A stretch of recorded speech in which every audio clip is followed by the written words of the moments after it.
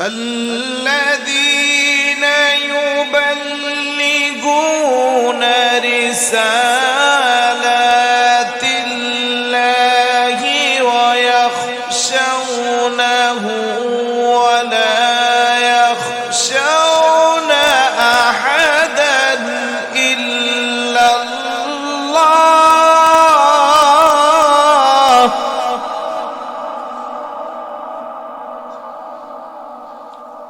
وكفى بالله حسيبا.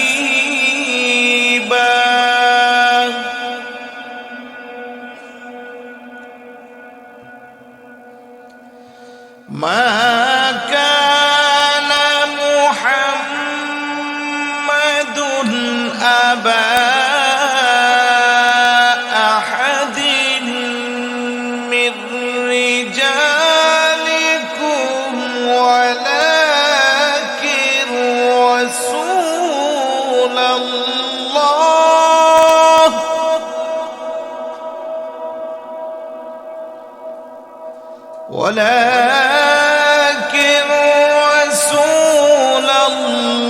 الله وخاتم النبيين وكان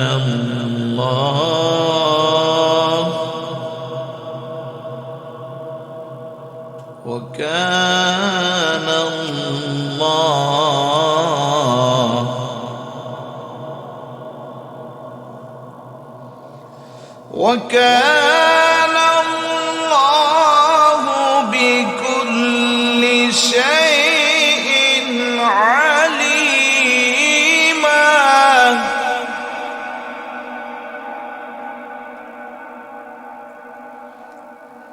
يا أيها الذين آمنوا اذكروا الله ذكرا كثيرا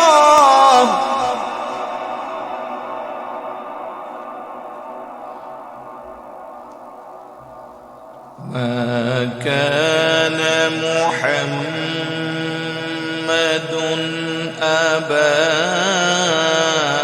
أحد من رجالكم ولكن رسول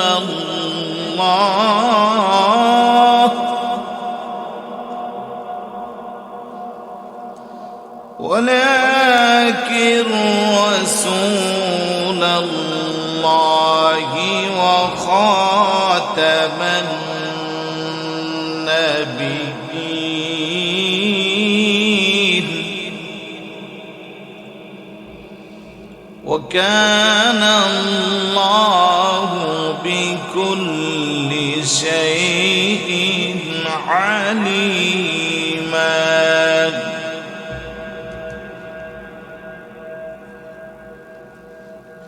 يا أيها الذين آمنوا اذكروا الله ذكرا كثيرا وسبحوه بكرة وأصيلا.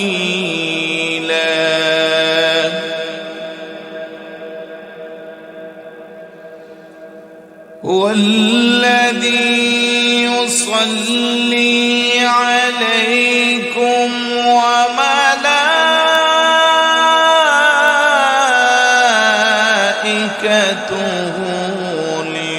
ليخرجكم من الظلمات إلى النور.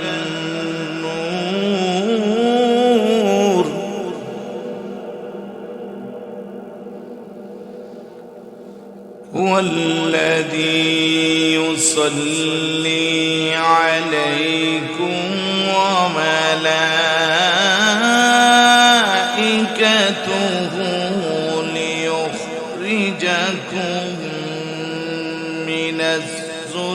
الظلمات إلى النور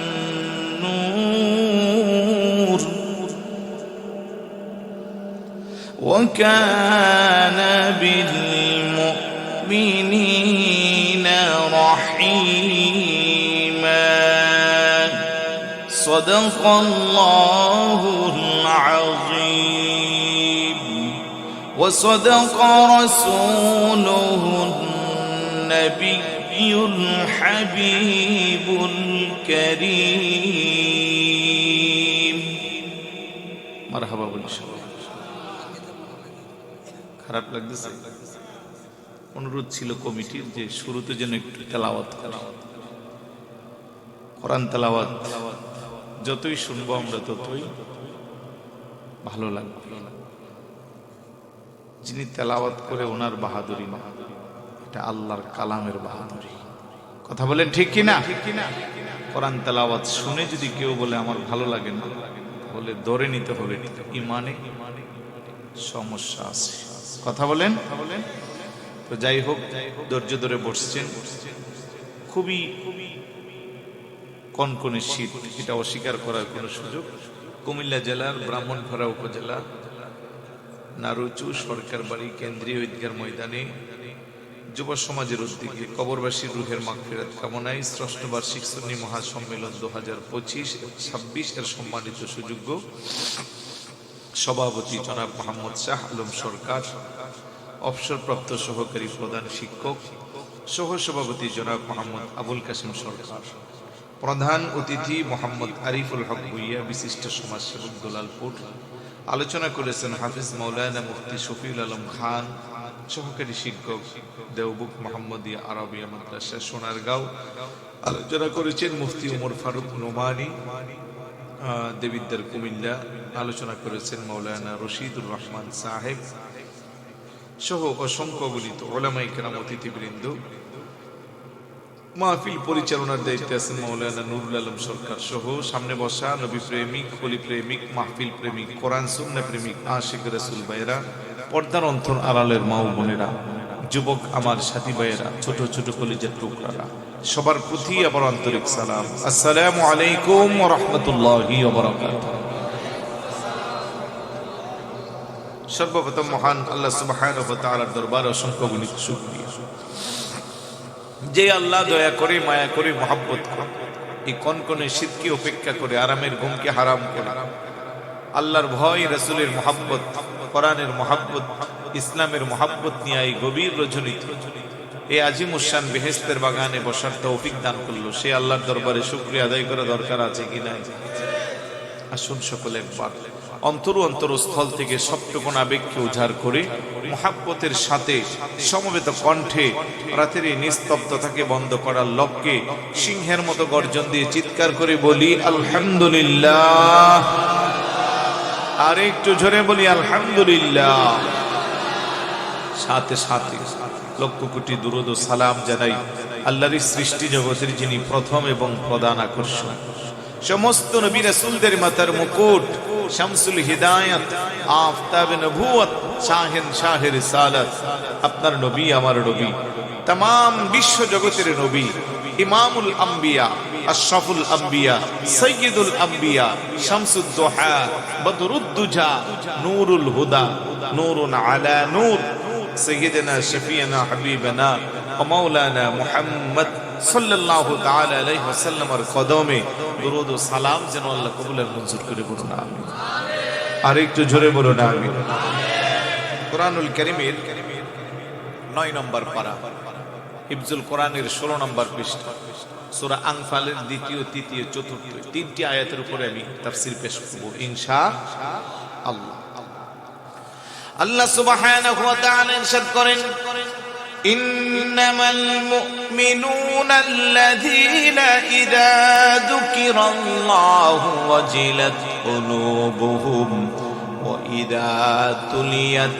আলাইহিম আয়াতুহু যাদাতুহুম ঈমানাও ওয়া আলা রাব্বিহিম ইয়াতাওয়াক্কালুন الذين يقيمون الصلاة ومما مما رزقناهم ينفقون أولئك هم المؤمنون حقا لهم درجات عند ربهم ومغفرة ورزق كريم سبحان الله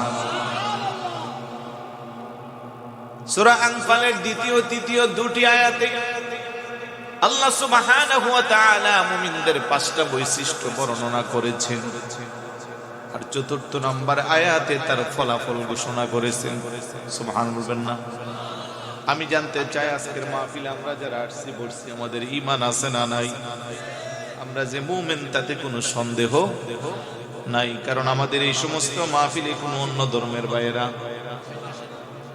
এটা তো ঈদগার মাঠ ঈদের নামাজ বছরে দুইটা হয় অন্য ধর্মের ভাই আসে না আমাদের আজকে দিনের বেলা মসজিদে জমা গেছে অন্য ধর্মের ভাই আসে না তাহলে আমরা যারা এখানে আছি নিঃসন্দেহে আমরা সবাই মুমিন বড় করে বলি সুবহানাল্লাহ যদিও তাদের পূজা মণ্ডপে আমরা যাই আমাদের মাহফিলে তারা আসে আল্লাহ কো ইন্নামাল মুমিনুনা আল্লাযীনা ইযা যুকিরাল্লাহ নিশ্চয়ই মুমিন যারা তাদের এক নাম্বার বৈশিষ্ট্য ইযা যুকিরাল্লাহু ওয়াজিলাত কুলুবুহুম তাদের সামনে যখন আল্লাহর জিকির করা হয় আল্লাহর কথাগুলো বলা হয় কোরআনের কথাগুলো বলা হয় আল্লাহর ভয়ে তাদের অন্তরে ওয়াজিলাত কুলুবুহুম কম্পন সৃষ্টি হয়ে যায় সুবহানাল্লাহ وَإِذَا تُلِيَتْ عَلَيْهِمْ آيَاتُهُ زَادَتْهُمْ إِيمَانًا আর যখন তাদের সামনে আল্লাহর কোরআনের তেলাওয়াত করা হয় তাদের ঈমানটা কোরআন তেলাওয়াত শুনে বৃদ্ধি পেয়ে যায় জোরে বলি সুবহানাল্লাহ তিন নম্বরে আলা রাব্বিহিম ইয়াতাওয়াক্কালুন সুখে দুঃখে সদাই সর্বদা ঈমানদারের ভরসা কার আল্লাহ আল্লাযীনা ইউকিমুনাস সালাহ চতুর্থ নাম্বার বৈশিষ্ট্য মুমিন বান্দা নামাজ কায়েম করবে ওয়া মিম্মা রাযাকনাহুম ইউনফিকুন পঞ্চম নাম্বার বৈশিষ্ট্য আল্লাহর দেওয়া সম্পদ থেকে মুমিন বান্দা আল্লাহর পথে দান করবে সুবহানাল্লাহ আমি এখনো ব্যাখ্যা দিচ্ছি না শুধু পয়েন্ট বললাম পাঁচটা বলেন কয়টা এক নম্বরে আল্লাহর জিকির করলে তার অন্তরে আল্লাহর ভয়ে কম্পন সৃষ্টি হবে দুই নম্বরে তার সামনে কোরআন তেলাওয়াত করা হলে তার ঈমানটা বৃদ্ধি পাবে তিন নম্বরে সুখে দুঃখে সদায় সর্বদা মুমিন বান্দার ভরসা থাকবে কার আল্লাহ চতুর্থ নম্বরে সে নামাজ কায়েম করবে পঞ্চম নম্বরে আল্লাহর দেওয়া সম্পদ থেকে আল্লাহর পথে দান করবে কথা বললাম এই পাঁচটার পরে এবার আল্লাহ বলেন উলাইকা হুমুল মুমিনুনা হাক্কা উপরের এই বৈশিষ্ট্যগুলো যাদের মধ্যে থাকবে তারাই হবে প্রকৃত মুমিন বড় করে বলে সুবহানাল্লাহ এবার আল্লাহ লাহুম দারাজাতুন ইনদা রাব্বিহিম তাদের জন্য রয়েছে আমি আল্লাহর নিকট মর্যাদা মাগফিরা আর আমি তাদেরকে ক্ষমা করে দিব ওয়ারিজকুন কারীম তাদের জন্য আমি রেখে দিয়েছি সম্মানিত রিজিকের ব্যবস্থা বড় করে বলি সুবহানাল্লাহ যাই হোক কোরআনের বিভিন্ন জায়গায় মুমিনের আরো বৈশিষ্ট্য আল্লাহ পাক বর্ণনা করেছে যেমন সূরা মুমিনুন 18 পারার 1 নম্বর পৃষ্ঠায় ওখানে মুমিনের অনেকগুলা বৈশিষ্ট্য আছে আমার তেলাওয়াতকৃত আয়াতের যে পাঁচটা মুমিনের বৈশিষ্ট্য আমি এগুলো নিয়ে কথা বলবো ইনশাআল্লাহ কারণ এমন একটা সময় আসছে বাবা আল্লাহ রাসূলের একখানা হাদিস আছে আখিরি জামানায় এমন একটা সময় আসবে আমার উম্মত গুলো তার ঈমানকে রক্ষা করা কত বেশি কঠিন ও হাতের তালুর মধ্যে জীবন্ত কয়লার টুকরা রাখলে না যত কষ্ট আমার উম্মতের ঈমান রক্ষা করা তার চেয়ে বেশি কষ্ট এই সময়টা চলতেছে এখন আমাদের মাঝে এক নম্বরে ইযা যুকিরাল্লাহু ওয়াজিলাত কুলুবুহুম তার সামনে যখন আল্লাহর জিকির করা হবে আল্লাহর ভয়ে তার অন্তরে কম্পন সৃষ্টি হবে তাফসীরের মধ্যে আসছে জিকির মানে আল্লাহু আল্লাহু লা ইলাহা ইল্লাল্লাহ তার মধ্যে সীমাবদ্ধ নাই জিকির মানে হলো আল্লাহর স্মরণ তুসাব্বিহুহু বুকরাতাও ওয়া আসীলা আল্লাহু আকবার বলবেন না ইমানদার মুমিন বান্দা সকাল থেকে সন্ধ্যা পর্যন্ত স্মরণ করবে কার? 24 ঘন্টা তার অন্তরে জিকির চলবে কার? ইমানদার ভয় পাবে কাকে? আল্লাহকে। যা কিছু চাওয়ার চাইবে কার কাছে? ইজা যুকিরাল্লাহর তাফসীরে আসছে, আল্লাহকে তুমি এতটা ভয় পেতে হবে রে বান্দা, তুমি আমি যা কিছু করি রাতের অন্ধকারে দিনের প্রকাশ্যে আলোতে নিজ এলাকায় অনেক দূরে যাইয়া আমার পাপের খবর হয়তো আমার মায়ে জানে না, আমার বাবা জানে না। আপনার পাপের খবর হয়তো আপনার মা জানে না, বাবা জানে না। পাপের খবর স্ত্রী জানে না, সন্তান জানে না, ভাই জানে না, বোন জানে না। কিন্তু আমাদের সবার অন্তরের খবরে যিনি জানেন তিনি কে? আরেকটু জোরে বলুন। আমার ভাইয়েরা বাবারা একটু চিন্তা করেন, আপনার আমার জীবনে এমন কিছু গুনাহের কাজ আছে, শয়তানের ওয়াসওয়াসায় দুষ্ট বন্ধুর ষড়যন্ত্রে পড়ে এমন কিছু জীবনে পাপ কাজ করেছি। ওই পাপের খবর যদি আপনারা জানতেন হয়তো আমাকে দাওয়াত দিতেন না। আপনার পাপের খবর যদি আমি জানতাম হয়তো আপনার সামনে আমি বসতাম না। আমার পাপের খবর যদি আমার মা বাবা জানতো সন্তান হিসেবে সমাজে পরিচয় দিত না। আপনার আমার পাপের খবর যদি স্ত্রী জানতো স্বামী হিসেবে আপনার আমার স্বীকৃতি দিত না। সন্তানগুলো যদি আপনার আমার পাপের খবর জানতো বাবা হিসেবে স্বীকৃতি দিত না। এই সমাজের এলাকার মানুষ সম্মান দেয়া চেয়ার দে সাহেব বলে সম্বোধন করে, কিন্তু পাপের খবর যদি তারা জানতো থুতু নিক্ষেপ করে এলাকা থেকে আপনারে আমারে তাড়াইয়া দিত। কিন্তু আমার আল্লাহ কো বান্দা অনেক বড় মহাব্বত করে দয়া করে তোরে আমি সৃষ্টি করেছি ভালোবেসে। আল্লাহ লাকাদ কাররামনা বানি আদম, আমি আমার বনি আদমকে বড় সম্মানিত করে সৃষ্টি করেছি, বড় মহাব্বত করে সৃষ্টি করেছি। আমার বান্দা শয়তানের ওয়াসওয়াসায় পড়ে গুনার মধ্যে হাবুডুবু খায়, না বুঝে না শুনে আমার বান্দা গুনাহ করেছে। আমি আল্লাহর তো অনেকগুলো নামের মধ্যে নাম আছে রহমান রহিম, আমি তো গফফার, আমি তো সাত্তার, আমি তো আমার বান্দার গুনাহগুলো লুকোচুরি করে গোপনীয় করে রেখে দিতে পারি। আমি তো পৃথিবীর মানুষের কাছে আমার বান্দার গুনার খবর জানাই না।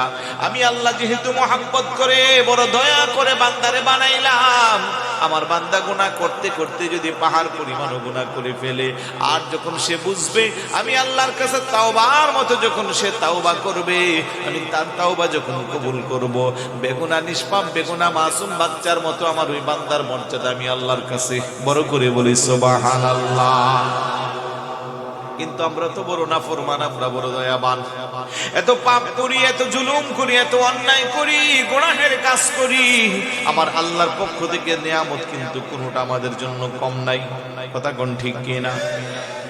এই জন্য ইজা যুকিরাল্লাহ, আল্লাহর প্রিয় বান্দা যারা, খাঁটি বান্দা যারা, তারা প্রত্যেকটা কদম দেওয়ার আগে 100 বার চিন্তা করে, হারে আমি যে পাপ কাজে যাইবো আমার পাপের খবর কেউ জানে না, কিন্তু একজন জানে, তিনি কে?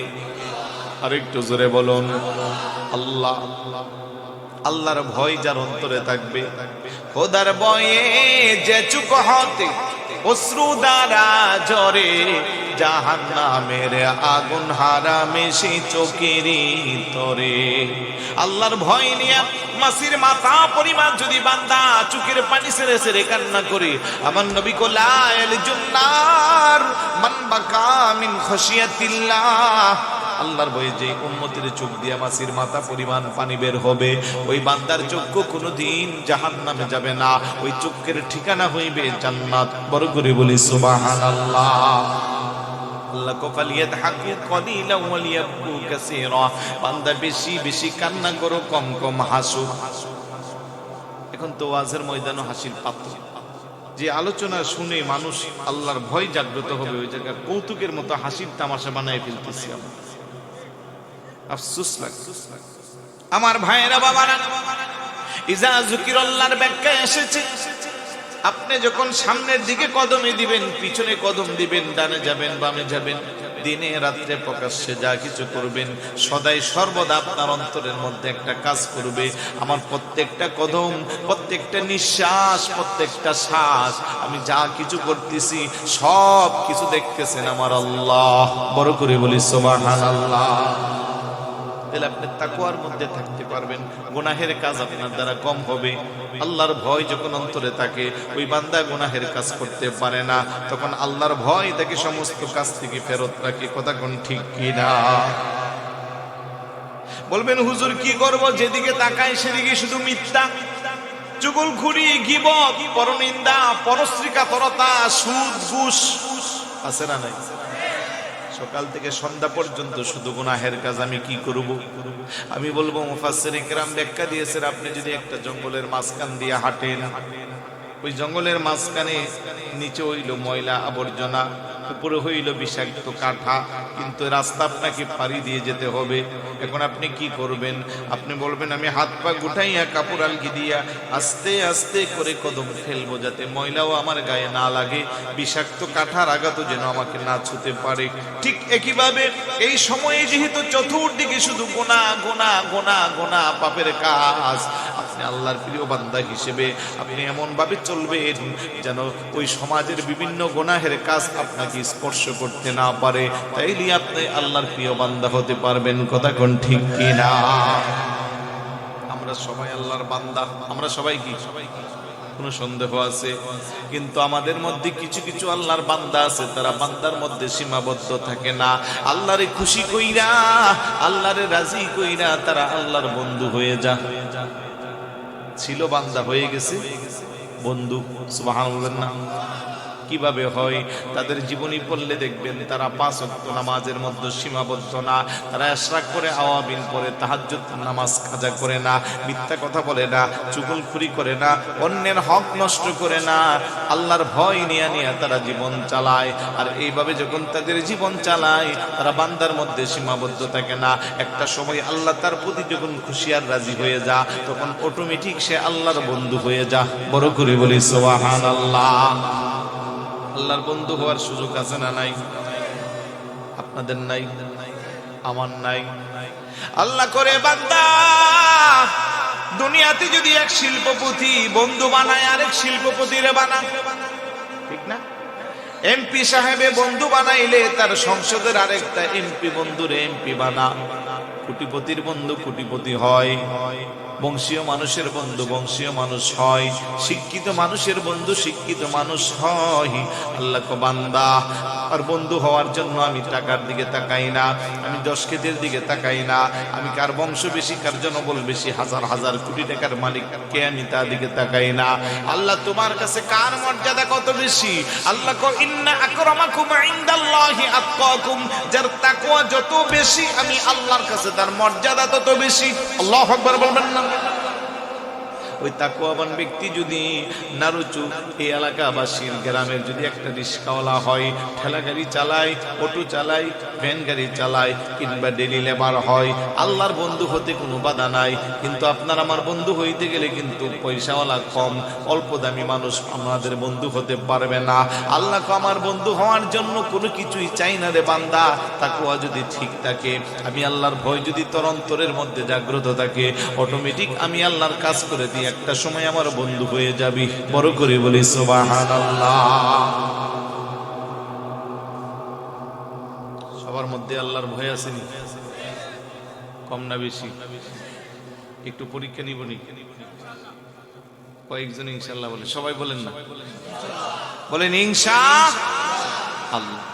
দেখেন মনের অজান্তে আমরা আমাদের ঈমান নষ্ট করে ফেলি, অথচ ইমানদারের ঈমানের মূল্য এত বেশি। আহা, এই গ্রামের সবচেয়ে কম দামি মানুষ, কম দামি বলতে আমরা যাদের টাকা পয়সা কম তাদের কি বুঝি, ঠিক না? এই সমাজে যার টাকা নাই তার কোনো দাম নাই। একটা কম দামি মানুষ, তার পাক্কা ইমানদার, তার ইমানকে এক পাল্লায় রাখলাম, আর গ্রামের সমস্ত শিল্পপতিদের টাকা আরেক পাল্লায় রাখলাম। আমাদের কাছে টাকাওয়ালার মূল্য বেশি, আর আল্লাহর কাছে ইমানদারের ইমানের মূল্য বেশি। বড় করে বলি না সুবহানাল্লাহ। ওই ইমানটাকে আজকে আমরা সস্তায় বিক্রি করে দিচ্ছি।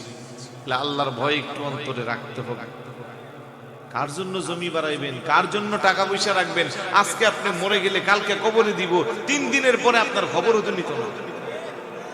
আপনার অবৈধ সম্পদের পাহাড় দিয়ে তারা বাড়িতে বিল্ডিং বানাইবো, দেবিদ্বারে জায়গা কিনবো, কংসনগরে দোকান কিনবো, শহরে 5 তলা বাড়ি বানাইবো, আর কবরের মধ্যে পারানি গুতানি আপনি খাইবেন। এদিক দিয়া তারা কইব দুনিয়াটা মস্ত বড়, খাও দাও পূর্তি করো। কত বোকা মানুষ আমরা দেখছেন। আমরা যদি হারাম বাদ দিয়া আল্লাহর ভয় অন্তরে নিয়া সন্তানগুলোকে নেক সন্তান বানাইতাম, তাহলে এই সন্তান 5 ওয়াক্ত নামাজের পরে হাত উঠাই আমাদের জন্য আল্লাহর কাছে রব্বির হামহুমা। এখন আমি নেক সন্তান রেখে যেতে পারলাম না, আমার সম্পদ নিয়ে তারা মদের ভারে যায়, তারা যেমনি চেমনে চলে, ইসলামের ধারে কাছে নাই, কোরআন সুন্নাহর ধারে কাছে নাই, নামাজ পড়ে না, আল্লাহর ভয় তাদের অন্তরে নাই, কারণ তারা আমার অঢাল সম্পদের মালিক হয়ে গেল। এই জন্য ইযা যুকিরাল্লাহু ওয়াজিলাত কুলুবুহুম, প্রকৃত ঈমানদার যারা, তাদের একমাত্র ভরসা, তাদের একমাত্র ভয় ভীতি কার? আল্লাহর স্মরণ যখন হবে তারা কান্না করবে। নবীর সাহাবী যারা ছিল তারা দুনিয়া থেকে জান্নাতের সার্টিফিকেট প্রাপ্ত, তারা পাক্কা ঈমানদার, তারপরও তারা পরকালের কথা চিন্তা করে করে কান্না করতে করতে চোখের পানি দিয়া বুক বাসাইয়া ফেলতো। আল্লাহু আকবার বলবেন না? নবী প্রেমিক সাহাবী হযরতে খাব্বাব রাদিয়াল্লাহু তাআলা, ইসলামের প্রথম যুগে যেই কজন সাহাবী সবচেয়ে বেশি কষ্ট করেছে, যেই কজন সাহাবী সবচেয়ে বেশি নির্যাতন নিপীড়নের শিকার হয়েছে, যাদের উপর দিয়া নির্যাতনের স্টিম রোলার চালানো হচ্ছে, তাদের অন্যতম একজন হযরতে খাব্বাব রাদিয়াল্লাহু তাআলা। ইসলামের দ্বিতীয় খলিফা ওমর ইবনুল খাত্তাব রাদিয়াল্লাহু তাআলা আনহুর শাসনামলে ওনার চোখের সামনে বসে একদিন কান্না করতেছে ছোট বাচ্চার মতো বিনাইয়া। হযরত ওমর জিজ্ঞাসা করে, রে ভাই খাব্বাব, কেন এইভাবে কান্না করিস? ডাকদা কইয়া, আমিরুল মুমিনিন, জানি না আজকে যদি মরে যাই কালকে কবরের ঠিকানা কোথায় হবে, জান্নাতে যাব না জাহান্নামে যাব, পরকালে আমার সাথে কি হিসাব নিকাশ হবে, এই জন্য আমি কান্না করি। হযরত ওমর রাদিয়াল্লাহু তাআলা ভালো করে দৃষ্টি দিয়া দেখলো তার জিহ্বার মধ্যে ছিদ্র দেখা যায়। আল্লাহু আকবার বলবেন না? ডাকদা বলে, রে খাব্বাব, জিহ্বায় কেন ছিদ্র দেখা যায়? ডাকদা কই, আমিরুল মুমিনিন, জিহ্বার ছিদ্র দেখে আপনি আশ্চর্য হইলেন, আর কিছু দেখবেন না। ও কি দেখাইতে চাস? আস্তে করে জামাটা খুইলা পিঠটার এইভাবে যখন গোড়াইয়া দিল, হযরত ওমর পিঠের দিকে তাকাইয়া করে, ভাই খাব্বাব, তোর পিঠের মধ্যে কেন গোশত নাই? কয়লার আগুনের পোড়ার দাগ দেখা যায় হাড্ডি পর্যন্ত, রহস্যটা কি? আল্লাহু আকবার বলবেন না?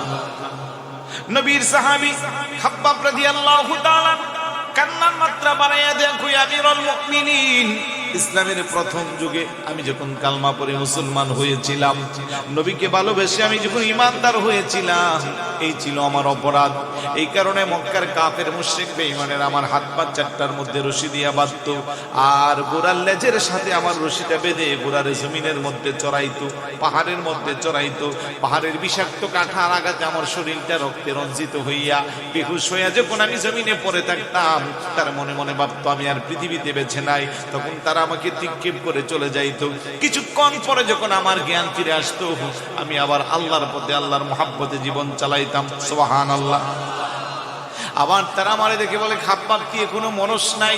হাত পা চারটার মধ্যে রশি বাইদা মরুভূমির উত্তপ্ত বালিভূমির মধ্যে কয়লার আগুন ধরাইয়া কয়লার আগুনের মধ্যে আমারে শোয়াইতো, হাত পা চারটার মধ্যে রশি দিয়া টান দিত, বুকের উপরে বিশাল বড় পাথর দিয়া চাপা দিত, আর বলতো এখনো সময় আছে, আল্লাহর জিকির থেকে মন দূরে সরাইয়া নবীর মহাব্বত থেকে তুই দূরে সরে যা, না হয় তোর এইভাবে আমরা মেরে ফেলবো।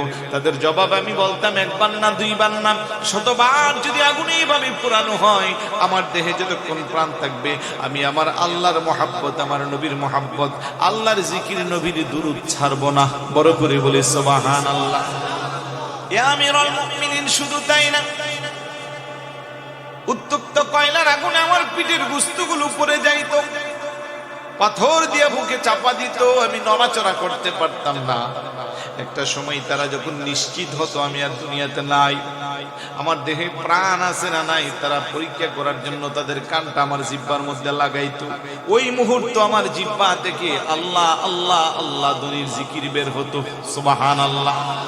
আর সেই অপরাধে তারা বলতো এখনো আল্লাহর জিকির ছাড়তে পারিস না, যে জিহ্বা দিয়ে আল্লাহর জিকির করস তোর জিহ্বা আমরা আস্ত রাখবো না।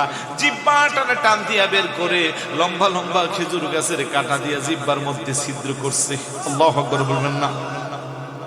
এত কষ্ট যে ইসলামের জন্য করলো, এত কষ্ট আল্লাহর জিকিরের জন্য করলো, নবীর মহব্বতের কারণে করলো। এত পাক্কা ইমানদার হওয়ার পরেও তারা চিন্তা করে পরকালে তাদের হিসাব নিকাশ কি হবে। আর আজকে আপনিও মুসলমান, আমিও মুসলমান, আপনি ইমানদার, আমিও ইমানদার। সকাল থেকে সন্ধ্যা পর্যন্ত মিথ্যার উপরে আমাদের জীবন যায়। গীবত, চুগলখুরি, পরনিন্দা, পরশ্রীকাতরতা, অন্যের হক নষ্ট করা, অবৈধ উপার্জনের প্রতিযোগিতা। তারপরেও আমরা চিন্তা করি পরকালে জান্নাতের কথা। কোন ঠিক কিনা? একটু পরিবর্তন আনা দরকার আছে না? জোরে বলুন, আছে না নাই? তাহলে ইজা যুকিরাল্লাহ ওয়াজিলাত কুলুবুহুম, ঈমানদার সর্বদা তার অন্তরে ভয় থাকবে কার? ভাই জোরে বলুন কার? 2 নম্বরে ওয়াইদা তুলিয়াত আলাইহিম আয়াতুহু যাদাতুহুম ঈমানান, মুমিনের সামনে যখন আল্লাহর কোরআনের কথাগুলো বলা হবে, কোরআন যখন তেলাওয়াত করবে, মুমিনের ঈমানটা বেড়ে যাবে। সুবহানাল্লাহ। কোরআন শুনলে ঈমান বাড়ে না কমে? খেয়াল করবেন, পৃথিবীর সব কিছু আপনি একবার, দুইবার, তিনবার, 100 বার শোনার পরে আপনার আর কোনো ইন্টারেস্ট থাকে না। কিন্তু এই যে কোরআন যুগ যুগ ধরে শুনতে আছেন, কোনোদিন কারো কাছে খারাপ লাগছে যে কোরআন শুনতে ভালো লাগে না? আমি পার্বত্য এলাকায় যখন আগে যেতাম, এখনো চাই, খাগড়াছড়ি, বান্দরবন, রাঙ্গামাটি, পাহাড়ি এলাকার ভিতরে মাহফিল হয়, ওই জায়গায় কোরআন তেলাওয়াত করার জন্য টোকেন দিই। তো কোরআন তেলাওয়াতের পরে দেখি যে মাঠ পড়ে, পাশে অনেক মানুষ পরে। আমার কমিটি বলে, হুজুর আপনার কোরআন তেলাওয়াতের সময় আমরা মুসলমানের চেয়ে পাহাড়ি, বৌদ্ধ, চাকমা, বার্মা ওরা বেশি ছিল। ভালো বলবেন না? একমাত্র কোরআন যা আপনি বছরের পর বছর শুনলে কোনো আপনার অতৃপ্তি। আল্লাহু আকবার। কিন্তু আজকে ১৫০০ বছর যাবত এই যে সুমধুর কণ্ঠের তেলাওয়াত শুনতে আসি, যত শুনি ততই ভালো লাগে।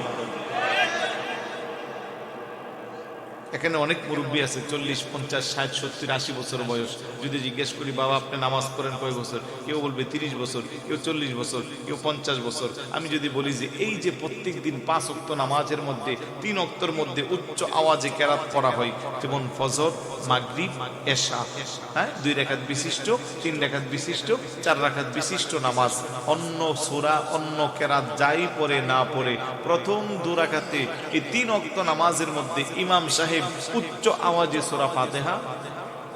আজ পর্যন্ত কোন ইমামের পিছনে কোন মুক্তাদিরা কোন ধর্মঘট করছে যে ইমাম সাহেব হুজুর আজকে 40 বছর যাবত প্রত্যেক দিন আপনি ফজরের নামাজের ফরজে অন্য সূরা যাই পড়েন না পড়েন, শুধু সূরা ফাতিহা পড়েন, সূরা ফাতিহা শুনতে আমাদের ভালো লাগে না, অন্য সূরা পড়েন?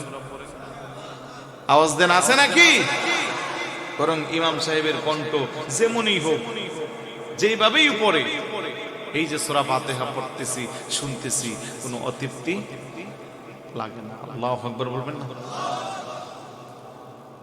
মক্কা মদিনায় কত লম্বা লম্বা সূরা পড়ে, মধুর কণ্ঠে শুনতে ভালো লাগে।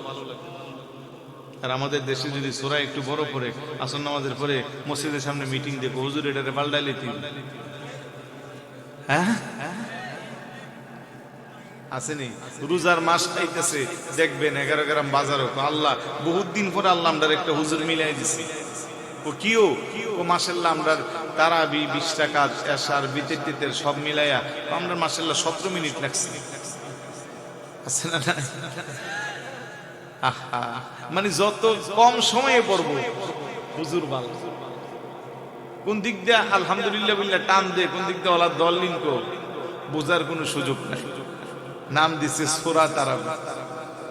সূরা তারাবি পড়েন না, এটা খারাপ না, কিন্তু আস্তে আস্তে রুকু সিজদা একটু ভালো করে করেন, কেরাত গুরু একটু ভালো করে পড়েন, যাতে মানুষ বুঝে, ঠিক না? কিন্তু আমরা তো এখন তাড়াহুড়ার পাগল। আর এমন এক মুসলমান, এমন এক ইমানদার, আমরা মসজিদে গেলে আমাদের শরীরে আগুন ধরে যায়। এমনি চায়ের দোকানে বইলে 3 ঘন্টা বসে থাকে, আর অবৈধ মিটিং টিটিং এ বসলেও কোনো খোঁজ খবর নাই। কিন্তু মসজিদের ভিতরে ঢুকলে ইমাম সাহেব যদি নামাজ শুরু করতে 30 সেকেন্ড দেরি হয়, আর 4 রাকাত নামাজ যদি মোটামুটি সময় লাগে, ইমাম সাহেবের সাথে তো গরম হয়ে যায়। আপনারা না কাম কাজ নাই, আমাদের তো সংসার আছে নাকি, আমাদের তো কাম কাজ আছে, কথা কোন ঠিক না? ও বাপরে, উনি কেমন কামলা, আস্তে করে যায় সাইড দোকানে বোয়া দে, এক করে হা করে টিভির দিকে তাকাই থেকে 3 ঘন্টা জায়গা। তখন ওনার সময়ের মসজিদে গেলেই ওনার শুরু হয়ে যায়, আছে না নাই?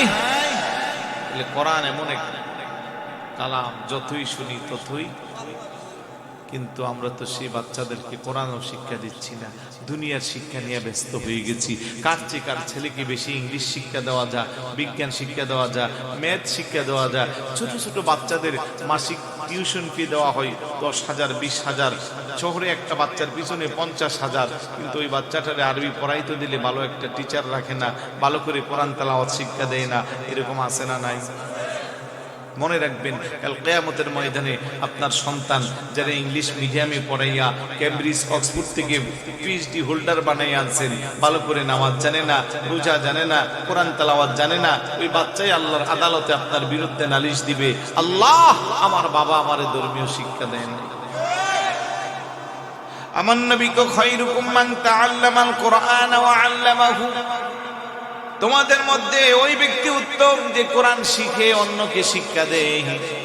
আমার নবী কো তলাবুল ইলমি ফরিয়াদাতুন আলা কুল্লি মুসলিমিন ওয়া মুসলিমাত, প্রত্যেক মুসলমান নরনারীর উপরে কোরআন শিক্ষা করা, ইলম অর্জন করা ফরজ।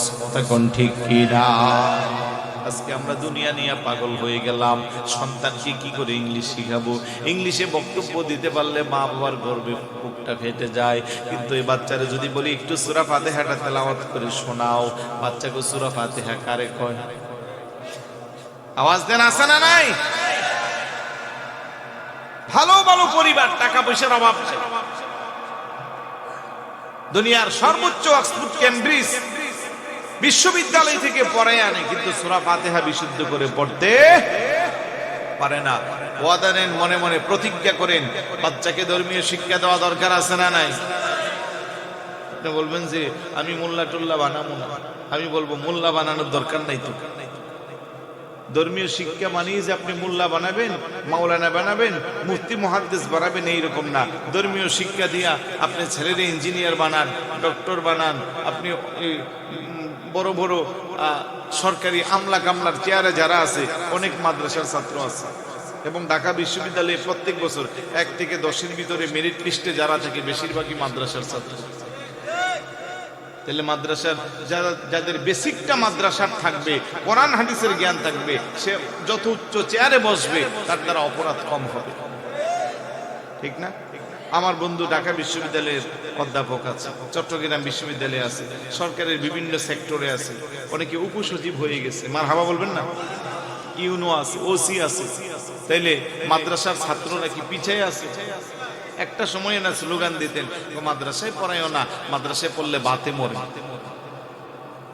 হাসেন কেন? কথা তো ঠিক, বলতো না এরকম?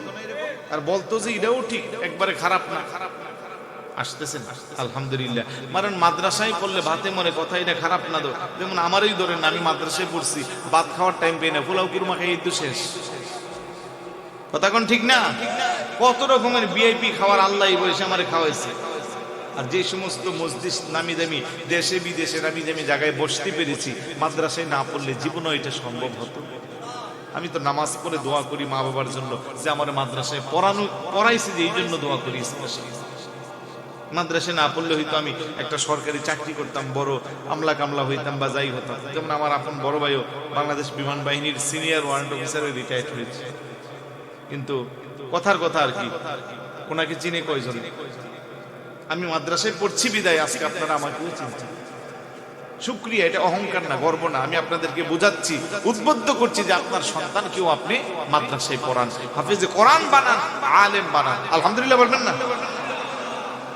তেলাওয়াত করেছি, আপনাদের কি খারাপ লাগছে? আরো করতাম বলতেছেন, তার মানে ভালো লাগছে। তো এই তেলাওয়াত মনে করেন বছরে আমার একবার দাওয়াত দিবেন, আমি এসে 5-10 মিনিট করবো, এটা দিয়ে কি আর তৃপ্তি মিটবে? কিন্তু নিজের একটা সন্তানকে যদি যোগ্য হাফেজ আলেম কারি বানান, আপনার ছেলে সারা বছরই আপনার কাছে তেলাওয়াত করতে পারবে, আপনার কবরের পাশে যায় পড়বে। কথা কোন ঠিক কিনা? কোরআন শিখাও ছেলে মেয়েকে, ওহে মুসলমান, জান কবজের সময় তোমার হইবে রে আসান। বলেন জান কবজের সময় তোমার। একটি ছেলে হাফেজে হলে পড়িবে কোরআন মৃত্যুকালে, বেগে যাবে মরদুদ শয়তানে বাঁচিবে ঈমান। জান কবজের সময় তোমার হইবে রে আসান। বলেন কোরআন শিখাও ছেলে মেয়েকে ওহে মুসলমান, জান কবজের সময় তোমার হইবে রে আসান। মারহাবা বলবেন না? দেখবেন আর যাই হোক, আব্বা মা যখন মুমূর্ষ হয়ে যা, সন্তানরা, মেয়েরা, ছেলেরা সবাই কোরআন শরীফ নিয়ে বাবার মাথার পাশে দাঁড়ায় আছে। কেউ সূরা আর রহমান পড়ে, সূরা ইয়াসিন পড়ে, সূরা ওয়াকিয়া পড়ে, সূরা মুলুক পড়ে, যে যা পারে পড়ে। কিন্তু যারা পারে না ওরা দাঁড়ায় দাঁড়ায় আফসোস করে, ঠিক না? তাহলে সন্তানগুলোকে কোরআনুল শিক্ষা দিবেন তো। ওয়াইদা তুলিয়াত আলাইহিম আয়াতুহু যাদাতুহুম ঈমানা। আল্লাহ কো বান্দা, তোর সামনে মুমিন বান্দা যারা, তাদের সামনে যখন কোরআনের তেলাওয়াত করা হয়, কোরআনের তেলাওয়াত শুনে তাদের ঈমানটা বৃদ্ধি পেয়ে যা। তার মানে ১৫০০ বছর হয়ে গেল কোরআন যতই শুনতে আসি, কোরআন শোনার কোনো তৃপ্তি কমে না, আগ্রহ কমে না।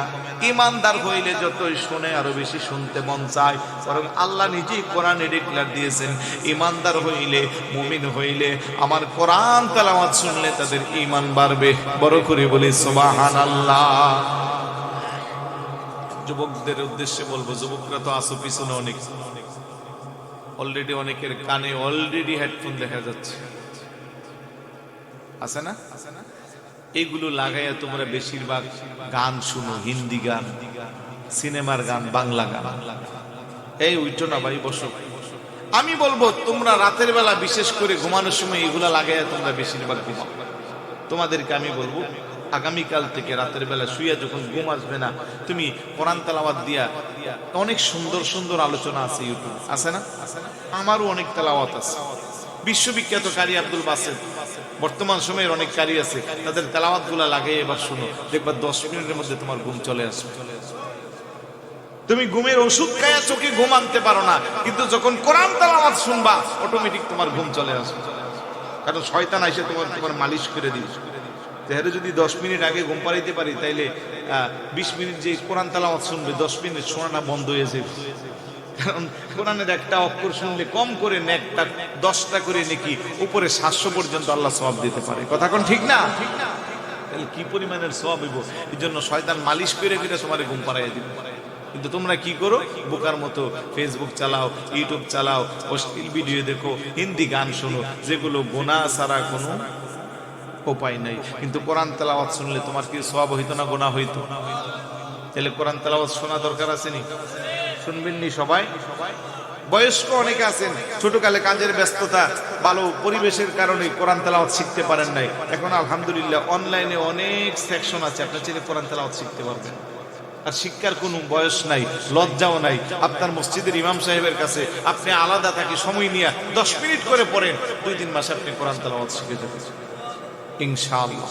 3 নম্বরে আল্লাহ কো আলা রাব্বিহিম ইয়াতাওয়াক্কালুন। ঈমানদারের 3 নম্বর বৈশিষ্ট্য হলো সুখে দুঃখে সদাই সর্বদা তার ভরসা থাকবে কার? আর একটু জোরে বলুন কার? আমরা আল্লাহর উপরে ভরসা রাখতে পারিনি। আল্লাহ কো আমাই ইয়াতাওয়াক্কাল আলাল্লাহি ফাহুয়া হাসবুহ ইন্নাল্লাহা বালিগু আমরি কদ জাআলাল্লাহু লিকুল্লি শাইইন কদরা। সুবহানাল্লাহ। আমাই ইয়াতাওয়াক্কাল আলাল্লাহি ফাহুয়া হাসবুহ। আল্লাহ কো যারা আমার উপরে ভরসা করে আমি আল্লাহই তাদের জন্য যথেষ্ট। সুবহানাল্লাহ বলবেন না? ভরসা থাকবে কার? আল্লাহ। আমরা আল্লাহর উপরে ভরসা রাখতে পারি? পারি না তো। আমরা অমুক ভাই, তমুক ভাই, অমুক নেতা, তমুক নেতার পাওয়ার বাহাদুরি দিয়ে আমাদের জীবন চালাই। রাস্তাঘাটে অন্যায় করি, মানুষে বিচার করতে এলে আমার চিনিনি, আমি অমুক ভাইয়ের লোক, আছে না নাই? কিন্তু প্রকৃত ঈমানদার যারা, মুমিন যারা, তারা কোনো ভাইয়ের উপরে ভরসা থাকবে না, তাদের ভরসা থাকবে কার? জোরে বলুন কার? আল্লাহ। আল্লাহর উপরে ভরসা করে হাজার হাজার প্রাণী পৃথিবীতে বসবাস করে একদিনও না খাইয়া থাকে। আর আমরা আল্লাহরে বাদ দিয়া আরেকজনের উপরে ভরসা করি, মাঝে মধ্যে না খাইয়া থাকতে হয়। কথা কোন ঠিক না? জঙ্গলের বাঘ, সিংহ, বল্লক, হাতি। আচ্ছা, হাতির এক বেলার খাবার আনুমানিক কয় কেজি? আস্তা কলা গাছ 2 মিনিটে খেয়াল, ঠিক না? তাহলে একটা কলা গাছের ওজন প্রায় 20-30 কেজিও আছে না? আজ পর্যন্ত কোথাও কোনো পেপারে নিউজ আসছে যে অমুক জায়গায় হাতি না খেয়ে মারা গেছে? আপনি আমি কোথায় খামু, কি করবো না করবো? আমার তো রোজার আগের দিন পর্যন্ত শুধু মাহফিলের দাওয়াতের শিডিউল লেখা আছে, তারপরে রোজার পরেও আছে। আপনাদেরও ঘরের মধ্যে সবার ঘরে ডামে চাল আছে, ফ্রিজে বাজার আছে, আগামী কয়েকদিনের খাবার সবার কাছে আমাদের মজুদ। কিন্তু হাতিটা যে জঙ্গলে এখন ঘুমাইতেছে, সে নিজেও জানে না আগামীকাল সকালে কি খাইবে। আচ্ছা বাদ দেন, পাখিগুলো আমাদের আশেপাশে আছে না? এই যে ছোট ছোট সানসরা গুলো এসে ঘরের কোনায়, কিন্তু টিনের ঘর নাই, সব বিল্ডিং, এটি মনে বিপদ হয়ে গেছে, থাকার জায়গাও নেই। আগে আমরা দেখতাম টিনের ঘরের মধ্যে ওই যে কি করে রে, কুয়ার মধ্যে ওরা কি করতো, বাসা বানাইতো। এই যে চড়ুই পাখিগুলো সকালবেলা চিকচিক আওয়াজ দিয়া বাইরো, এদের ঘরে কোনো ডাম আসেনি, ফ্রিজ আসেনি, খাওয়ান আসেনি, কিন্তু একটা চড়ুই পাখি না খেয়ে মরছে, কোন ইতিহাস আছে? আল্লাহু আকবার বলবেন না? তাফসীরের মধ্যে আসছে সকালবেলা পাখিগুলো কিচির মিচির যে শব্দ দেয়, আমাদের কাছে যদিও কিচির মিচির শব্দ মনে হয়, তারা আল্লাহর মধুর জিকির করে আমার নবীর উপরে দুরূদ পড়ে, সুবহানাল্লাহ। তারা বের হয়ে যায়, ওমাইয়া তাওয়াক্কাল আলাল্লাহি ফাহুয়া হাসবু। তাদের রিজিকের ফায়সালা আল্লাহর কাছে, আমার আল্লাহ তাদের রিজিকের ব্যবস্থা করে। সারাদিন ঘুরে ঘুরে তাদের পেট এমন ভাবে পড়ে, উদুর পিন্ডি বুদুর পেটে আর জায়গাই থাকে না খাওয়ার, সুবহানাল্লাহ। সমুদ্রের গভীর নিচে বসবাস করে আমার আল্লাহর হাজার হাজার প্রাণী আছে না নাই? ও মুসলমান, ও ইমানদার, আল্লাহর সৃষ্টির সেরা আশরাফুল মাখলুকাত মানব জাতি, কেন তুমি বুঝলা না? ছোট্ট একটা পিপিলিকেও আল্লাহ না খাওয়ায় আমারে না, জঙ্গলের বিশাল দেহের অধিকারী হাতিকেও আল্লাহ না খাওয়ায় আমারে না, সমুদ্রের গভীর নিচে বসবাস করি বিভিন্ন প্রাণীকে না খাওয়ায় আমারে না। তুমি হইলা, আমি হইলা সৃষ্টির সেরা, তোমারে আমারে আল্লাহ মহাব্বত কইরা বানাইছে। কত মহাব্বত! আল্লাহ কলা কত খলাকনাল ইনসানা ফি আহসানি তাকওয়িম, আমি অবশ্যই আমার বান্দারে উত্তম আকৃতি দিয়ে বানাইছি, সুবহানাল্লাহ। কত কাররামনা বানি আদম, আমি বনি আদমকে বড় সম্মানিত করে বানাইছি। ওই বনি আদম এত গুনাহ করে, জুলুম করে, নির্যাতন করে, অপরাধ করে, আমি আল্লাহ তার শাস্তি দেই না, আমি শুধু সুযোগ দেই, সুযোগ দিয়ে আমার বান্দানি তাওবার মতো তাওবা করে।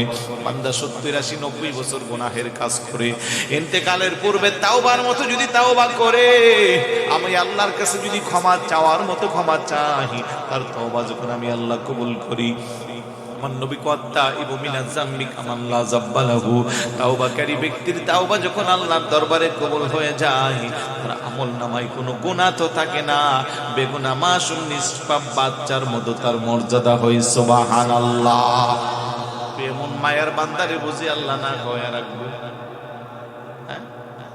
খাইতে পারি না এক পোয়া চালের ভাত, আর 10 কেজি 20 কেজি এক লগে খাই, তারেও আল্লাহ না খাওয়া মারে না।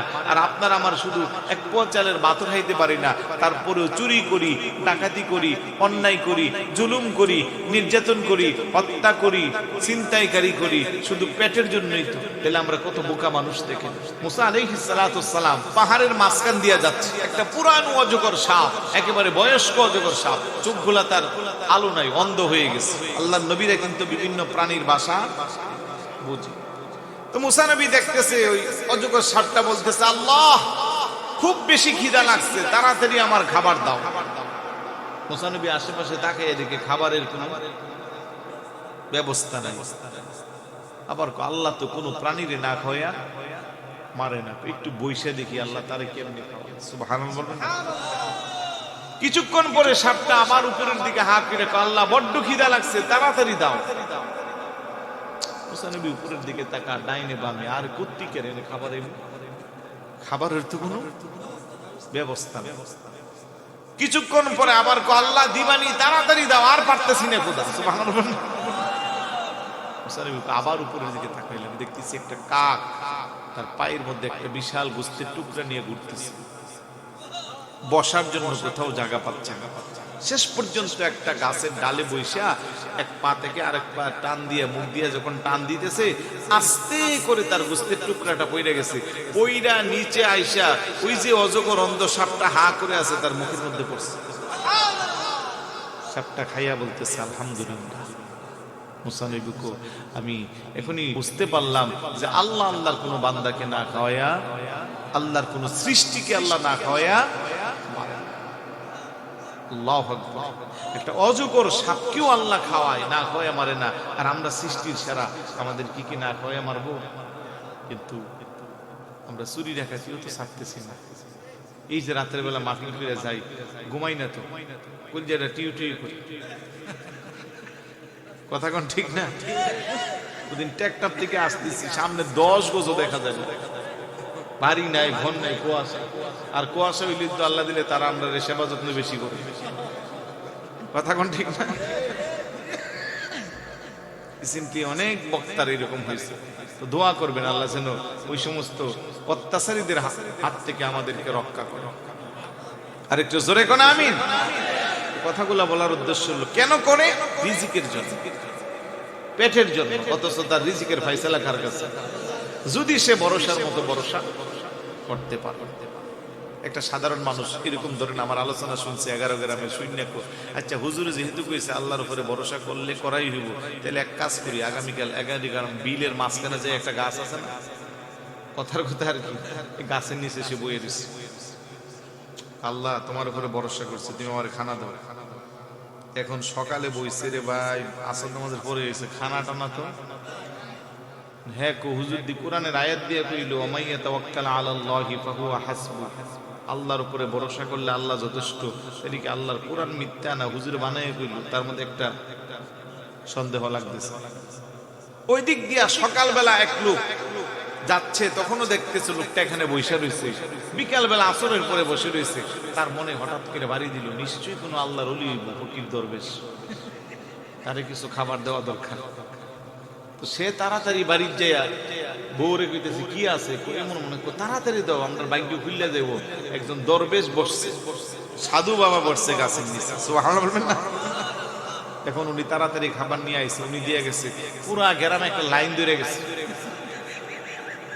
আল্লাহু আকবার বলবেন না? দেখেন সে কিন্তু উপাস বা সে সত্যিকারের আল্লাহর ওলি না, ফকিরও না, দরবেশও না। সে আল্লাহর উপরে যে আমরা ভরসার কথা কই, সে আমি একটু টেস্ট করে দেখি, টেস্ট করে দেখে গিয়ে দেখতেছে সন্ধ্যা আইতে খাবার 10-12 জনের জমে গেছে। এবার তার মধ্যে একটা পরিবর্তন আসলো, রাতের বেলা সে কান্নাকাটি করে আল্লাহর কাছে শুরু করে দিল তার নতুন জিন্দেগি। আল্লাহ, আসলেও তো সত্য, আমার মতো একটা পাপিষ্ট, আমি কত গুনাহগার, আমার গুনার খবর আমি জানি আর তুমি জানো। আমার জীবনের কোনো পাপ নাই যেটা আমি করি না, কিন্তু আসলেও তো আল্লাহ তোমার উপরে ভরসা করলাম, এখন তো আমারে খাবার দিয়ে তুমি টালাইয়া ফেলছো। সুবহানাল্লাহ। এই তার মধ্যে অনুশোচনা এসে গেল, সারা রাত গাছতলায় সিজদায় পড়ে আল্লাহর কাছে তওবা করে ক্ষমা চাই। সকাল থেকে নতুন জিন্দেগি শুরু, 5 ওয়াক্ত নামাজ পড়ে। আর ওই দিক দিয়ে পুরো এলাকার মধ্যে খবর হয়ে গেল যে একজন আল্লাহর বুজুর্গ ব্যক্তি বাড়িঘর সবকিছু ছেড়ে দিয়েছে, গাছতলায় বসলো। এবার তার কাছে মানুষ যাকে যাকে যাচ্ছে খাবারও দিচ্ছে। আর ওই দিক দিয়ে তার মধ্যে একটা পরিবর্তন হয়ে গেছে, ইন্তেকালের পূর্বে সত্যি সত্যি জবরদস্ত আল্লাহর ওলি হয়ে গেছে। সুবহানাল্লাহ। আমি বুঝাইবার চাইলাম, আল্লাহর কোরআনকে আপনি মানলে মানেন, আপনি ঠাট্টা মস্করাও যদি করেন তারপর ওইটা সত্য, কথা কোন ঠিক কিনা? কুল্লু ওয়াদাল্লাহুল হুসনা ওয়া কানা হাক্কান আলাইনা নাসরুল মুমিনিন। আল্লাহ কইটা সত্য যে আমি মুমিন বান্দাকে সাহায্য করি, বর করি বলি সুবহানাল্লাহ। তাহলে ভরসা থাকবে কার? পারবেন নি? কারণ আল্লাহর ফায়সালা উত্তম ফায়সালা, আল্লাহর পরিকল্পনা উত্তম পরিকল্পনা। আর আল্লাহ আপনার পরীক্ষায় ফেলে দিচ্ছে, আপনি পরীক্ষা দেওয়ার মতো যোগ্যতা অর্জন করছেন। এই জন্য যে নামাজ পড়ে না, রোজা রাখে না, দেখবেন তার একটা প্যারাসিটামলও লাগে না, আর আপনি হালাল হারাম মেনে চলেন, আল্লাহকে ভয় করেন, আপনার অসুখ বিসুখ আজকে এই পরীক্ষা। কারণ আল্লাহ তো কোরআনে বলছে ওয়ালা নাবলুওয়ান্নাকুম বিশাইইম মিনাল খাউফি ওয়াল জুই ওয়া নাকসিম মিনাল আমওয়ালি ওয়াল আনফুসি ওয়াস সামারাত ওয়া বাশশিরিস সাবিরিন। সুবহানাল্লাহ। আল্লাহ কো খোদা দিয়া তোরে বই করমু, সন্তান দিয়ে করমু, তোর গবাদি পশু মাইরালামু, তোর ধন সম্পদ নিয়ে যামু, তোর এতিম বানামু, এই সব কিছু দিয়ে আমি পরীক্ষা করবো, কিন্তু তুই ধৈর্য ধরতে পারলে তোর জন্য পুরস্কার। তাহলে অধৈর্য হওয়ার কোনো দরকার নাই। যার যত বেশি ঈমান তার পরীক্ষা তত বেশি। নবী আলাইহিস সালাতু ওয়াস সালামদের এই পরীক্ষার তুলনা আপনার আমার জীবনে পরীক্ষা আছে নাই, কিন্তু ওনারা এত পরীক্ষার পরেও কি অধৈর্য হয়েছে? ৮৬ বছর বয়সে ইব্রাহিম নবীর আল্লাহ একটা সন্তান দিছে, আবার স্বপ্নে দেখাইছে কোথায় জবাই করো। আল্লাহু আকবার। পিছপা হয়েছে, আগুনে ফেলে দিছে, দাও দাও করে আগুন জ্বলে, একবারের জন্য কয় না যে আল্লাহ আগুন নিবাও। আল্লাহ তোমার যেমনে মনে আছে, তোমার যেমনে মনে আছে আমার এমনি রাখো, তবে তোমার ডাকার সুযোগ করে দিল। আল্লাহু আকবার। তাহলে কয়টা গেল? তিনটা। ওয়া আলা রাব্বিহিম ইয়াতাওয়াক্কালুন। এগুলো আমি মুমিনের বৈশিষ্ট্য বলতেছি। ৩ নাম্বার আল্লাযীনা ইউকিমুনাস সালাহ। মুমিনের ৪র্থ নাম্বার বৈশিষ্ট্য হলো সুখে দুঃখে সদাই সর্বদা মুমিনের উপরে আল্লাহ যে নামাজ ফরজ করে দিয়েছে সে নামাজ পড়বে। গরমের দিনে ফজরের নামাজ পড়বে আর শীতের দিনে পড়বে না, এটা মুমিনের বৈশিষ্ট্য হতে পারে না। কারণ যিনি গরম দিয়েছে উনি শীত দিয়েছে। কথা কোন ঠিক কিনা? এই সিজনে অনেক মুসল্লি মাশাআল্লাহ ৪ ওয়াক্ত পড়বে, ১ ওয়াক্ত কাজা পড়বে, মানে ফজরেরটা একবারে ৮টার সময় উঠটা ৯টার সময় ঘুম থেকে উঠবে। আছে না নাই? ১১ গ্রাম না, অন্য জায়গার কথা কইতেছে। আরে আছে না নাই? আছে। তাহলে নামাজ কি বাকি ৪ ওয়াক্ত ফরজ আর ফজরেরটা মাফ? আল্লাহ বলে ওয়া আকিমিস সালাতা তারাফাইন নাহারি ওয়া যুলাফান মিনাল লাইল ইন্নাল হাসানাতি ইউযহিবুনাস সাইয়্যাত যালিকা যিকরা লিয-যাকিরিন। বান্দা দিনে রাতে মিলাইয়া সকাল সন্ধ্যা মিলাইয়া তোর জন্য আমি নামাজ ফরজ করে দিয়েছি ৫ ওয়াক্ত। এই ৫ ওয়াক্ত নামাজ যে পড়বি, ইন্নাল হাসানাত নামাজের নেকি এগুলো ইউযহিবুনাস সাইয়্যাত তার গুনাহকে দূরে সরাইয়া দিবে। বড় করে বলি সুবহানাল্লাহ। বলেন ইনশাআল্লাহ। আর একটু জোরে বলুন ইনশাআল্লাহ। নিজে পড়লে হবে না, বাচ্চাগুলারে পড়াই। এই যে আমার যুবকগুলা পিছনে বসা আছে ১০, ১২, ১৩, ১৪, ১৫, ২০, ২৫ বছরের মধ্যে আছে, ওদেরকে নামাজের কথা বললে ওরা মুখটা ঘুরাই ফেলে। হুজুরের কি খাইয়া দেয়া কাম নাই, এলে আমরা ফাইলে নামাজের লেগে আছে না? আর কত আমরা চেয়ে বুড়া বুড়া বেড়াই ধেরা নামাজ পড়ে না, বলে আমরা। আচ্ছা যুবক ভাই তুমি বলো, আগামীকাল এই সময় আস্তে আস্তে তুমি আমি থাকবো যে তার কোনো গ্যারান্টি আছে? তো নামাজ ফরজ কখন? আমার নবী কুমুরু আওলাদাকুম বিসসালাত ওয়া হুম আবনাউ ৭ সিনিন ওয়াদরিবুহুম আলাইহা ওয়া হুম আবনা ১০ ওয়া ফাররিকু বাইনাহুম ফিল মাদাজি'। উম্মত সন্তানের ৭ বছর বয়স হইলে তারে নামাজের জন্য আদেশ দাও। ১০ বছর বয়স হইলে নামাজ না পড়লে তারে বেত দিয়ে পিটাও। ওয়া ফাররিকু বাইনাহুম ফিল মাদাজি', তার বিছানাটাকে পৃথক করে দাও। সুবহানাল্লাহ। এলে যুবকদেরকে বলবো, যেখানে আল্লাহর নবীর ফায়সালা ১০ বছর হইলে নামাজ না পড়লে তোমারে বেত দিয়ে পিটাইতে হইব, এখন তুমি সিদ্ধান্ত নাও তোমার বয়স কত, নামাজ পড়া দরকার আছে কি নাই। আর তুমি যদি মনে করো বয়স হইলে নামাজ পড়বো, এটাও মনে রাখো তোমার বয়সের বহু যুবক প্রতিদিন আল্লাহর ডাকে সাড়া দিয়ে চলে যাচ্ছে। কথা কোন ঠিক না?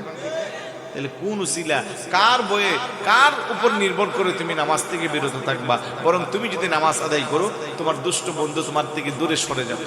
তুমি যদি নামাজ আদায় করো, তোমার দেখা দেখি তোমার আরেকটা বন্ধু নামাজ পড়বে, আর তোমার যে বন্ধুটা তোমার নামাজ পড়তে নিষেধ করবে সে তোমার লাইফকে ধ্বংস করে দিবে।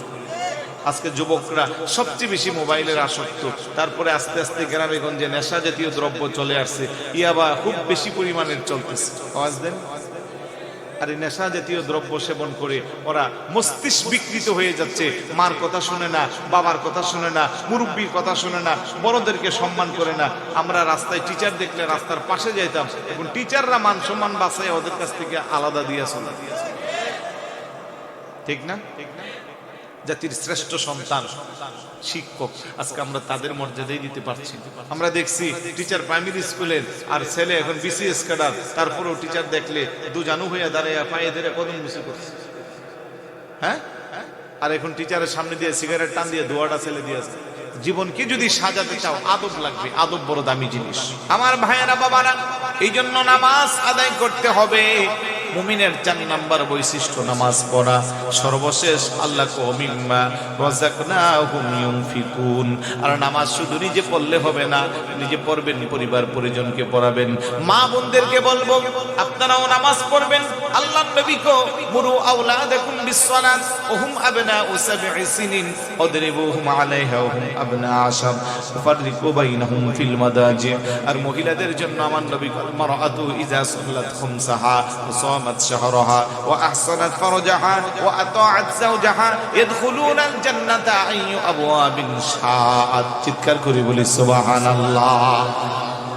বিরক্ত হয়ে যাচ্ছেন? মা বোনদের জন্য একটা হাদিস। আমাদের আলোচনা শুনতেছে নাকি? হ্যাঁ, শুনতেছে। আম্মাদেরকে বলবো, মা আমার নবী আপনাদেরকে জান্নাতে যাওয়া একবারে সহজ করে দিয়েছে। আমার নবীকে আমার উম্মতের মহিলারা সোজা একেবারে 4টা কাজ করলে 8খানা জান্নাতের সব দরজা খোলা থাকবে। যে দরজা দিয়ে মনে চাই সেই দরজা দিয়ে জান্নাতে প্রবেশ করবে। সুবহানাল্লাহ। 1 নম্বরে ইজা সাল্লাত খামসাহা, আপনি 5 ওয়াক্ত নামাজ পড়বেন। আপনি কোনো অজুহাত আপনাকে যেন আটকে রাখতে না পারে। অনেক মা বলে, হুজুর আমার ছোট ছোট বাচ্চা কোন কোন প্রস্রাব করে আমি নামাজ পড়তে পারি না। অনেকে বলে আমার স্বামী বড় রাগান্বিত, তার কাজ করে শেষ করতে পারি না। অনেকে বলে শ্বশুর শাশুড়ির কাজ করতে যেয়ে সময় পাই না। আমি বলবো, মা আপনার শ্বশুর শাশুড়ি আপনার কবরে যাইবে না, আপনার স্বামীও কবরে যাইবে না, সন্তানও কবরে যাইবে না। কবরে যাইবে আপনার নেক আমল। আর নেক আমলের মধ্যে উত্তম আমল হাসরের ময়দানে যে আমলের সবার আগে হিসাব হবে। আউয়ালু মা ইউহাসাবু বিহিল আবদু ইয়াওমাল কিয়ামাতি আস-সালাহ। আল্লাহু আকবার বলেন। কিয়ামতের ময়দানে সর্বপ্রথম যে আমলের হিসাব নেওয়া হবে তার নাম হলো নামাজ। তাই আপনি নামাজ আদায় করবেন। ছোট বাচ্চা প্রস্রাব করবে, আপনি দৌত করে নামাজ আদায় করবেন। স্বামীর সময় ঠিক রেখে আপনি নামাজ আদায় করবেন। আপনি কোনোভাবেই যেন আপনার নামাজ আপনাকে কোনো ধরনের অসঙ্গতি, কোনো ধরনের বাধা বিঘ্নতা সৃষ্টি না করতে পারে। 2 নম্বরে ওয়াসামাত শাহরাহা, রমজানের রোজাগুলো রাখবেন। আল্লাহর পক্ষ থেকে মা বোনদের জন্য স্পেশাল একটা সময়ের সার, ওই সারের রোজাগুলো গণনা করে বছরের অন্য সময় রেখে দিবেন। কোনোভাবেই আপনি রোজাগুলো কাজা করবেন না। 3 নম্বরে আহসানাত ফারজাহা, আপনি আপনার ইজ্জতের হেফাজত করবেন। আপনি লজ্জাস্থানের সংরক্ষণ করবেন। কারণ আপনার হুকুম, পর্দার হুকুম, নামাজ পড়া যেমন ফরজ, রোজা রাখা যেমন ফরজ, ঠিক একইভাবে মহিলাদের পর্দা করাও ফরজ। কথা কোন ঠিক কিনা? আমাদের মা বোনদেরকে বোঝাবে নামাজকে যতটা গুরুত্ব দেওয়া হয়, রোজাকে যতটা গুরুত্ব দেওয়া হয়, যদি পর্দা না করা হয় তাহলে সব বরবাদ। আদ-দায়ুসু লা ইয়াদখুলুল জান্নাহ, বেগানা কোনদিন আল্লাহর জান্নাতে প্রবেশ করবে না। এই সময়ে চরিত্রহীনতা বেশি বেড়ে গেছে। স্বামী বিদেশে আছে, স্বামীর পাঠানো টাকা দিয়ে আরেক পুরুষের সাথে সম্পর্ক আছে না? পরকীয়া আসক্তি। অনেক পুরুষ আছে তার ঘরে স্ত্রী আছে, সন্তান আছে, সে অন্য নারীর দিকে আসক্তি। খবরদার, চরিত্র যার নষ্ট তার জীবন বরবাদ। কথা বলেন। আপনি সত্যিকারের ঈমানদার হলে চরিত্রকে সংশোধন করতে হবে। মাকে বলবো, আপনার এই সুন্দর দেহ, আপনার এই শরীরের জন্য আপনার বৈধ আপনার স্বামী, তার বাহিরে কোনো পরপুরুষ আপনি তা বিলিয়ে দিতে পারেন না। আপনি আপনার চরিত্র নষ্ট করতে পারেন না। পুরুষকে বলবো, আপনার চরিত্র বড় দামি সম্পদ, আপনার চরিত্র নাই আপনার সব বরবাদ। কথা কোন ঠিক কিনা? চতুর্থ নম্বরে আমার নবী গো আতাআত যাওজাহা, আমার উম্মতের মহিলারা স্বামীর আনুগত্য করবা, স্বামীর খেদমত করবা। যেই স্বামী তার স্ত্রীর প্রতি খুশি আর রাজি থাকে, ওই স্বামীর প্রতি, ওই স্ত্রীর প্রতি আমার আল্লাহ খুশি আর রাজি থাকে। তাই আপনার সাথে স্বামীর দাম্পত্য হয়েছে, হয়তো আপনি সুন্দরী, স্বামী আপনার সাথে সুন্দরী না, আপনার বাবার টাকা পয়সা বেশি, স্বামীর তত টাকা পয়সা বেশি নাই, আপনার শিক্ষা দীক্ষা বেশি, স্বামীর তত শিক্ষা দীক্ষা নাই, তারপরেও যেহেতু আল্লাহর হুকুম হয়েছে, দাম্পত্য জীবন শুরু হয়েছে, আপনি যত পারেন স্বামী হিসেবে আপনার স্বামীকে রেসপেক্ট করবেন। যা চাওয়ার আল্লাহর কাছে চাইবেন, স্বামীকে মানসিক প্রশান্তি দিয়ে আপনি পরিবারের মধ্যে অশান্তি সৃষ্টি করবেন না। যাদের স্বামী নাই তারা বুঝে স্বামীর মর্যাদা কত বেশি, কথা কোন ঠিক কিনা? এই জন্য পুরুষ যারা আছেন আপনাদেরকেও বলবো, স্ত্রীকে দাসী বানাবেন না, স্ত্রীকে কাজের মহিলা বানাবেন না, তাকে সম্মান করবেন, রেসপেক্ট করবেন। হুন্না লিবাসুল লাকুম ওয়া আনতুম লিবাসুল লাহুন্না। আল্লাহ কোরআনে বলে দিয়েছে স্বামী স্ত্রী একে অপরের পোশাকের মতো পবিত্র, কথা কোন ঠিক কিনা? এই চারটা জিনিস আমার যে মা বোন আমলে দিবে, আমার নবী কয়াত বলুন আল জান্নাত আবওয়াবিন শাআত, আটখানা জান্নাতের সব দরজা তার জন্য খোলা থাকবে। যে দরজা দিয়ে মনে চা আমার উম্মতের মহিলা সেই দরজা দিয়ে জান্নাতে প্রবেশ করবে। সুবহানাল্লাহ। কষ্ট নিচ্ছেন? সর্বশেষ পয়েন্ট, মিম্মা রাযাকনাহুম ইউনফিকুন। আল্লাহ কো আমার মুমিন বান্দার পাঁচটা বৈশিষ্ট্যের সর্বশেষ বৈশিষ্ট্য হলো আমার দেওয়া সম্পদ থেকে সে আল্লাহর পথে ব্যয় করবে। আচ্ছা, আপনি পাঁচখানি জমির মালিক, আপনি একজন সম্পদের মালিক, পাঁচতলা বিল্ডিং এর মালিক, এগুলোর মালিক কি আপনি? এই জবাব দেন, এগুলোর মালিক কে? জোরে কোন না, আপনি মায়া লাগতেছে মনে আল্লাহ নিয়ে যাবো। আরে আওয়াজ দেন না, এই সম্পদের মালিক কে? আমার নামে রেজিস্ট্রি সবকিছু, তাহলে আমি কি? আপনি পাহারাদার। আপনি কি পাহারাদার? মালিক কে? আপনারে পাহারাদার দিয়ে আপনারে পরীক্ষা করতে আছে আপনি কেমন। পাঁচতলা বিল্ডিং এর দারোয়ান আছে না, দারোয়ানের কাছে মালিক পাহারা দেয় যে তুমি সব ধরনের বিপদ আপদ চুরি রাখাতে এগুলা থেকে দেখে রাখবা। এখন কিছু কিছু দারোয়ান আছে রাতের বেলা সুযোগ করে মালিকের জিনিস বিক্রি করে দেয়। তাহলে সে কি মালিকের আমানত রক্ষা করলো না নষ্ট করলো? নষ্ট করলো। হ্যাঁ, মালিকের অনুমতি দিয়া মালিকের কল্যাণের জন্য ব্যয় করলে তখন মালিক খুশি। তাহলে এই ধন সম্পদের সবকিছুর মালিক হলো আল্লাহ। আপনারা আমারে পাহারাদার বানাইছে, মারহাবা বলবেন না? এই পাঁচটা বৈশিষ্ট্য যাদের আছে, আল্লাহ কে উলাইকা হুমুল মুমিনুনা হাক্কা, তারাই প্রকৃত মুমিন। তাদের জন্য রয়েছে লাহুম দারাজাতুন ইনদা রাব্বিহিম, আমি আল্লাহর কাছে মর্যাদা, ওয়া মাগফিরা, আর আমি আল্লাহ তাদেরকে ক্ষমা করে দিব, ওয়া রিজকুন কারীম, তাদেরকে আমি সম্মানিত রিজিকের ব্যবস্থা করব। সুবহানাল্লাহ। ভাই কয়টা বৈশিষ্ট্য? পাঁচটা। এক নম্বরে ইজা যুকিরাল্লাহ ওয়াজিলাত কুলুবুহুম, আল্লাহর কথা যখন স্মরণ হবে অন্তরের মধ্যে কম্পন সৃষ্টি হবে। আচ্ছা, এটা কি আমরা চাইলে একজনের আরেকজন পাহারা দিয়ে চেক, কোন মিটার দিয়ে চেক করতে পারবো? পারবো না। দুই নম্বরে ইজা তুলিয়াত আলাইহিম আয়াতুহু যাদাতুহুম ঈমানা, তার সামনে কোরআন তেলাওয়াত হইলে তার ঈমান বাড়বে। এটাও কোনো পরীক্ষা দেওয়ার সুযোগ আছে? তিন নম্বরে ওয়া আলা রাব্বিহিম ইয়াতাওয়াক্কালুন, সুখে দুঃখে তার ভরসা থাকবে কার? পরীক্ষা করতে পারবো। চতুর্থ নম্বরে আল্লাযীনা ইউকিমুনাস সালাহ, বান্দা নামাজ কায়েম করবে, এটাও পরীক্ষা দেওয়া সম্ভব। সর্বশেষ ওমিম্মা রাযাকনাহুম ইউনফিকুন, আল্লাহকে আমার দেওয়া সম্পদ থেকে আমার পথে ব্যয় করবে। এখানে পরীক্ষা নেওয়া যাবে? এই নেওয়া যাবে।